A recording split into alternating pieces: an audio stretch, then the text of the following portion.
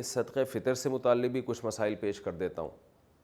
صدقہ فطر لازم کس پر ہے، دینا کس کو ہے، اور کب واجب ہوتا ہے یہ، اور کس کس کی طرف سے واجب ہوتا ہے۔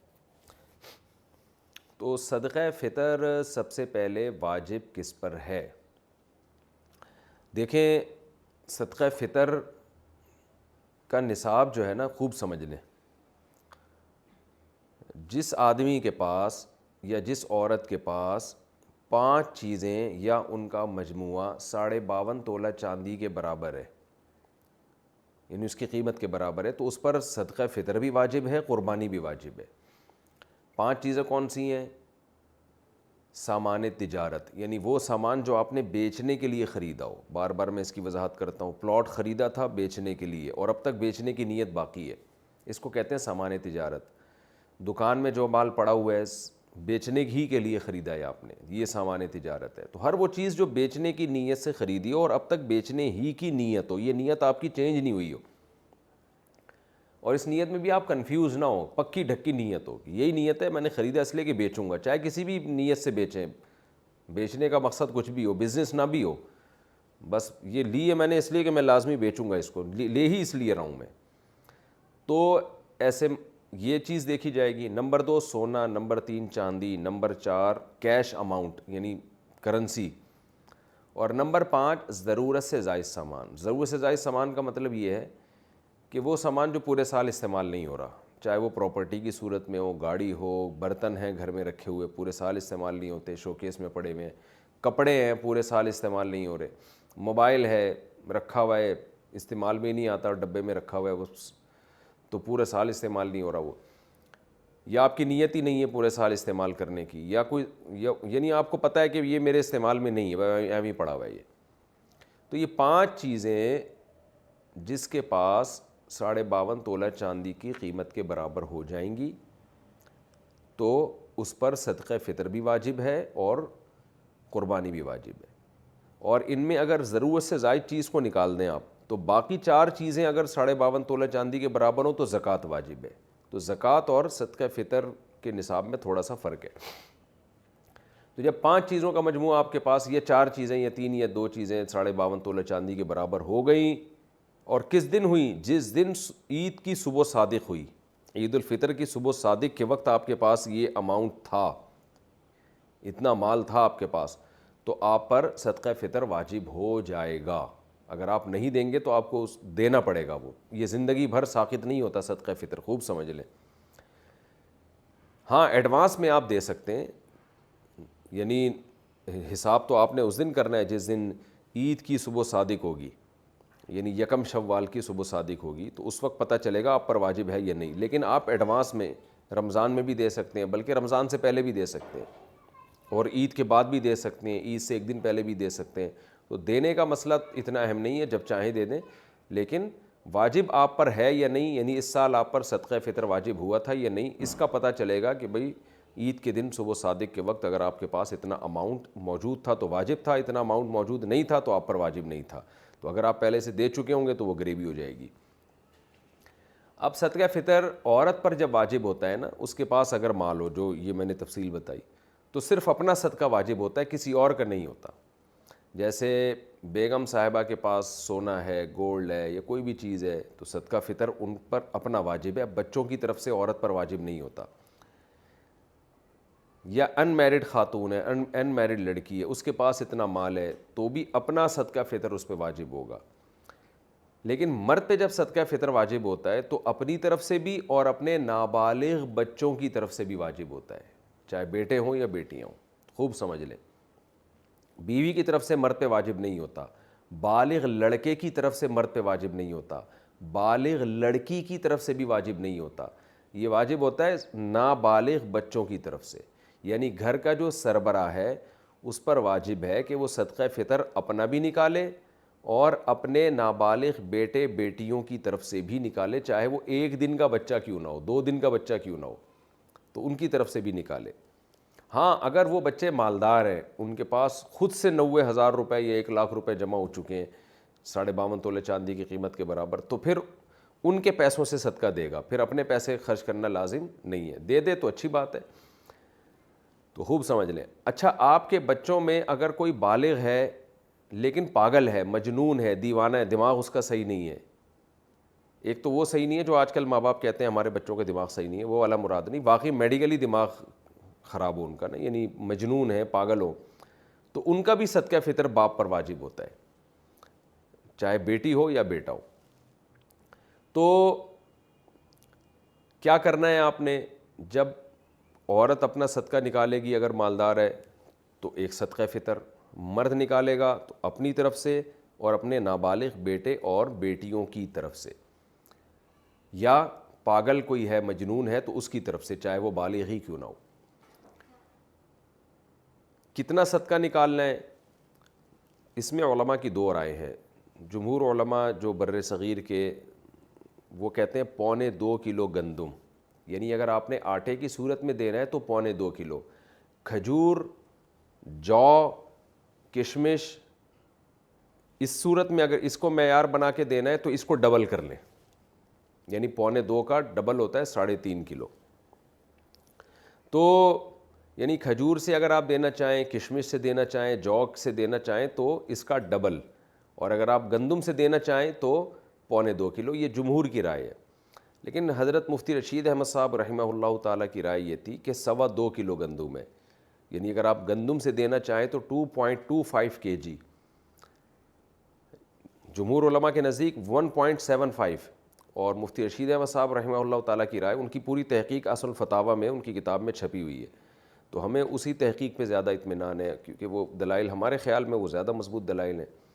تو 2.25 یعنی 2.25 کلو, تو 2.25 کلو گندم. اور اگر کھجور یا جو سے یا کشمش سے دینا چاہیں تو 2.25 کو ڈبل کر لیں, یعنی 4.5 کلو. تو یہ ایک اختلاف ہے. جب ایسا اختلاف علماء کے درمیان ہوتا ہے تو پھر عوام کے لیے بہتر یہ ہوتا ہے کہ احتیاط والے قول پہ عمل کرے. گنجائش یہ ہوتی ہے کہ اس قول پہ عمل کر لے جس میں مقدار کم ہے. تو آپ کو میں نے دونوں نصاب اسی وجہ سے بتا دیے کیونکہ دونوں طرف بڑے بڑے علماء ہیں. تو اگر آپ چاہیں تو 2.25 کلو گندم کے حساب سے دے دیں تو بھی انشاءاللہ صدقہ فطر آپ کا ادا ہو جائے گا, لیکن احتیاط اس میں ہے کہ 2.25 کلو گندم کے حساب سے آپ دیں. تو 2.25 کلو گندم کا جو فی الحال ریٹ چل رہا ہے آج کی تاریخ میں وہ 180 روپے ہے, اور 2.25 کیا آپ خود ہی کیلکولیٹ کر لیں کتنا بنتا ہے. تو اس کا طریقہ یہ ہوتا ہے, دکان والے سے پوچھیں بھائی 10 کلو کے آٹے کی تھیلی کتنے کی آ رہی ہے, وہ آپ کو اصل میں ایک ایک چیز نا سمجھانی پڑتی ہے, لوگ کنفیوز ہو رہے ہوتے ہیں آج کل. تو آپ دکان والے کو فون کر کے پوچھ لیں میرے بھائی 10 کلو آٹے کی تھیلی کتنے کی ہے, وہ آپ کو بتا دے گا جی اتنے کی ہے. تو اس کو 10 سے ضرب دیں گے تو 1 کلو کی آ جائے گی, 1 کلو تھیلی کی ویلیو آ جائے گی. اور پھر آپ اس کو 4 سے تقسیم کریں گے تو 1 پاؤ کی آ جائے گی, ٹھیک ہے نا. تو 1 کلو کی بھی پھر 1 پاؤ اس میں ایڈ کر دیں, 2.25 کلو نکل آئے گا. تو اب یہ تو نہیں کہ کیلکولیٹر سے اب آپ کو ایک ایک چیز سکھاؤں. تو خیر 2.25 کلو گندم کے ریٹ آپ معلوم کروا لیں, یا آپ سستا والا دینا چاہتے ہیں تو 2.25 کے معلوم کروا لیں. تو یہ ریٹ آپ نے کیا کرنے, یہ اس کی قیمت آپ کسی ایسے شخص کو دیں گے جو زکوٰۃ کا مستحق ہے. اور زکوٰۃ کا مستحق کون ہوتا ہے یہ کئی بار میں ریکارڈ کروا چکا ہوں, آپ دیکھ سکتے ہیں. آپ کے یہ جو میرا جو یہی چینل ہے نا آس مفتی طارق مسعود, جس پہ یہ مسائل چل رہے ہیں, اس میں آپ سرچ کریں گے آ جائے گا. تو زکوٰۃ کا کوئی بھی مستحق ہو اس کو یہ دیا جا سکتا ہے, اپنے رشتہ داروں کو بھی دیا جا سکتا ہے, بلکہ زیادہ ثواب ہے رشتہ داروں کو دینا. دینی مدارس جو قابل اعتماد مدارس ہیں, بڑے بڑے مدارس وہ تو اکثر صحیح ہوتے ہیں, لیکن کوئی بھی مدرسہ آپ سمجھتے ہیں کہ اس کے محتمم صاحب زکوٰۃ کے مسائل جانتے ہیں اور صحیح جگہ خرچ کریں گے. میں اس لیے بار بار کہہ رہا ہوں کہ بعض لوگوں نے ایسی 4 دیواری کھڑی کی ہوئی ہوتی ہے جو 2-4 یتیم بچے لا کے ڈال دیے ہوتے ہیں, اور پھر دبا کے نوٹ چھاپ رہے ہوتے ہیں زکوٰۃ اور فطرے کے نام پہ, ان کی شکلیں دکھا کے نا کہ یہ دیکھو یتیم بچے ہیں, اور پھر نوٹ چھاپ رہے ہوتے ہیں وہ. تو کوئی بھی دینی مدرسے کا لبادہ اوڑھ کے آپ کو بیوقوف نہ بنائے, تحقیق کریں کہ یہ واقعی ایماندار لوگ ہیں یا نہیں ہیں, پھر آپ دیا کریں.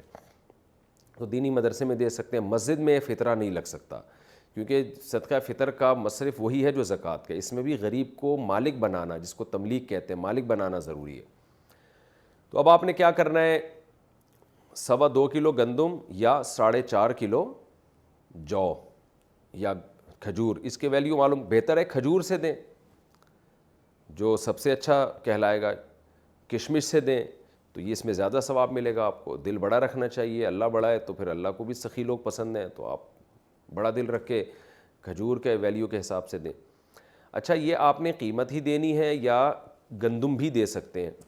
تو تینوں ائمہ کے نزدیک، امام مالک، امام شافعی اور امام احمد ابن حنبل رحمہم اللہ تعالی، ان تینوں اماموں کے نزدیک آپ پیسے نہیں دے سکتے صدقہ فطر میں. آپ کو گندم ہے تو گندم ہی دینی پڑے گی، آٹا دینا پڑے گا، یا اگر آپ جو سے دینا چاہتے ہیں تو آپ کو جو دینی پڑے گی.